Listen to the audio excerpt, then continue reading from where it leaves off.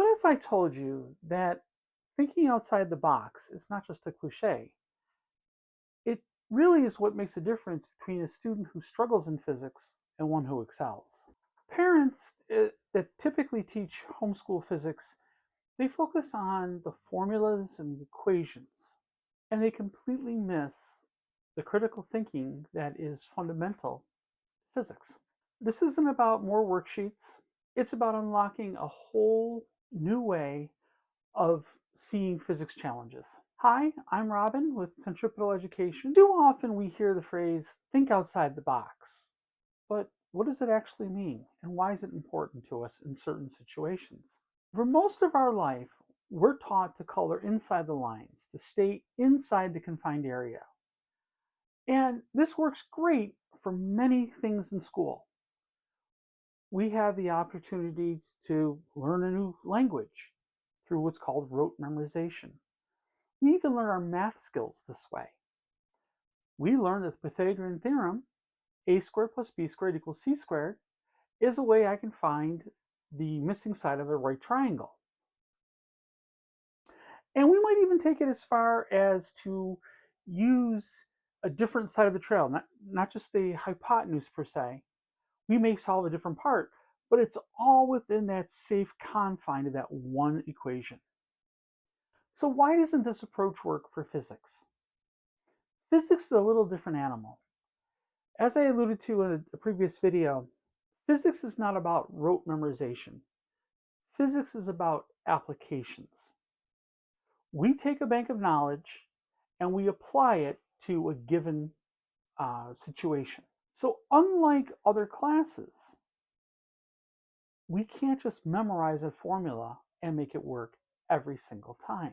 We are forced to become creative problem solvers. We have to have a strategy in place, and we have to be able to adapt to whatever we're given. I'm sure that most of us have had a time where we've had a unique situation and we were able to come up with a unique solution for that specific situation. I'd love to hear about it. So do me a favor and put it in the comments down below so I can read about it. Why is creative thinking so important for a physics class? Well, part of it is because we're melding several different things together at the same time. Unlike the math class where we're only looking at the Pythagorean theorem, in a physics class, we might be looking at Newton's laws of motion that requires us to use a triangle, and we're going to use that to figure out the different forces that are acting on this object, and then we have to go back and apply a different part of Newton's laws. So it's really a lot of little parts that are moving together that make the whole piece work. So how is it that we're going to learn these problem-solving skills? The quick answer is practice. We have to practice them a lot. So how are we going to practice these skills and work through them efficiently? The first thing we need to have is a simple strategy that's going to work for every single problem. I have one that I like. I've made a PDF of it. You can find it in the show notes below. And it'll guide you through the basic steps and give you the basic roadmap of how we're going to solve every single problem. The second thing I recommend is what's called guided practice.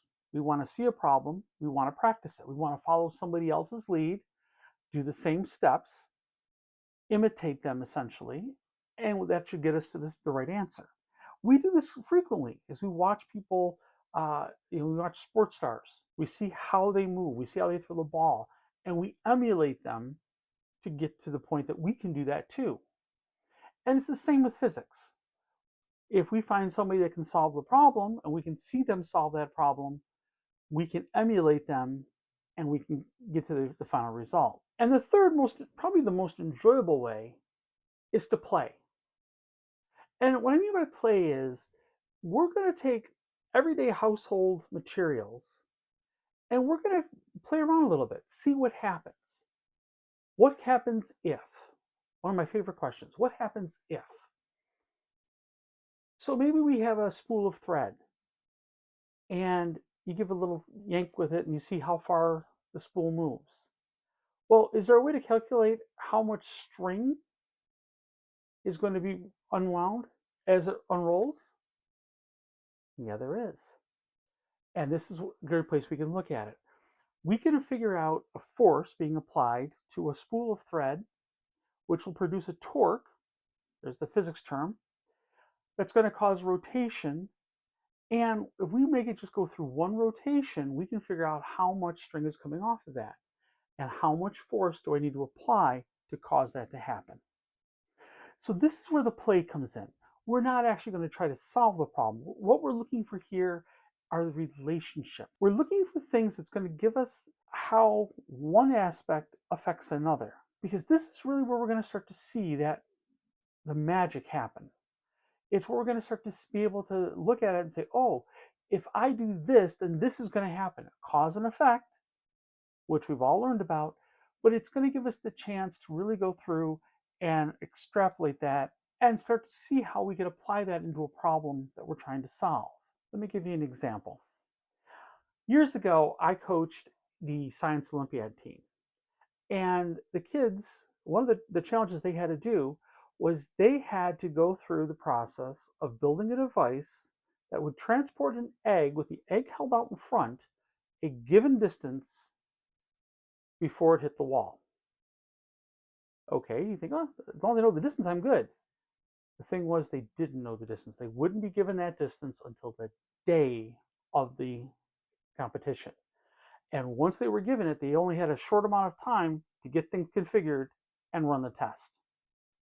So this is an example of how you could play doing that. Don't use an egg, use a rubber ball and go through the same process. Build a device that's going to let you figure out how far it's going to go. And then as the parent, tell them a distance and have them figure out how to set it up appropriately. Now, in the PDF I mentioned a minute ago, I've put several different challenges in that PDF as well. So not only do you get the problem-solving strategy, you get some challenges to practice with. It's highly worth taking a few minutes, download it, and try it out for yourself. By incorporating these everyday problem-solving skills and activities into your daily lessons, you're going to build the mental flexibility that your student needs to tackle any physics challenge with confidence. One of the biggest struggles we are facing is that our textbooks don't have this. So we need to actually find a way to implement it in with our textbooks, even though they leave a gaping hole for us. I'm going to delve into that in this video.